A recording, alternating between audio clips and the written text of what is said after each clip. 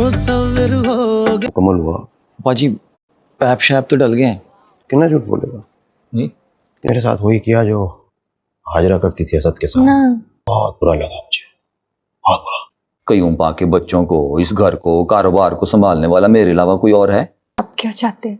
ये सब ये चाहते हैं कि हम उसको सर आंखों पे बिठा के रखें। नाज़रीन, काबली पुलाव के अगले साथ में अब देखेंगे कि गफार की बेगैरती बढ़ती ही जा रही है। वो कय्यूम की वफात का भरपूर फायदा उठाता है। वो सबको बदगुमान करता है हाजी मुश्ताक और बारबीना की तरफ से कि हाजी साहब अगर हमारी बात मानकर साथ चले आते तो कय्यूम के साथ ये हादसा ना होता।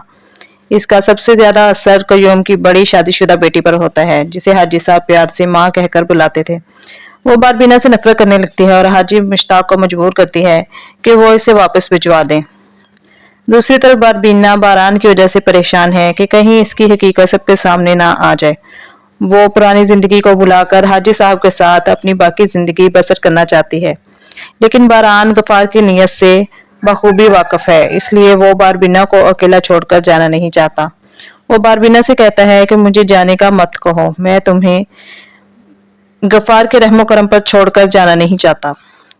तो बारबीना कहती है कि मैं तुम्हारी जिम्मेदारी नहीं हूँ, मैं हाजी मुश्ताक की बीवी हूँ, उन्हीं की जिम्मेदारी हूँ, इसलिए मेहरबानी करके तुम यहाँ से चले जाओ वरना मैं तुम्हें जान से मार दूंगी।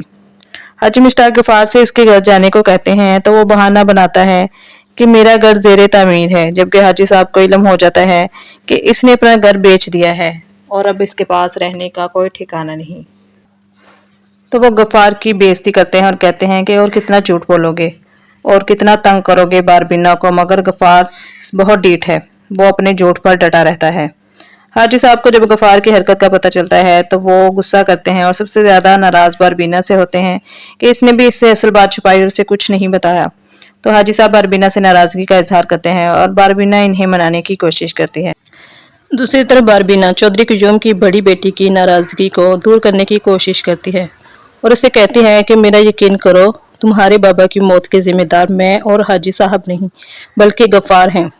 सारी बनती बात उसने बिगाड़ी है, वरना हाजी साहब तो वापसी की तैयारी करने में लग गए थे। हाजी साहब को बारान की ईमानदारी पर पूरा यकीन है, वो हर तरह से इसे काबिल एतमाद और एक अच्छा इंसान समझते हैं, लेकिन वो अभी बारबीना और बारान के असल रिश्ते से अनजान है।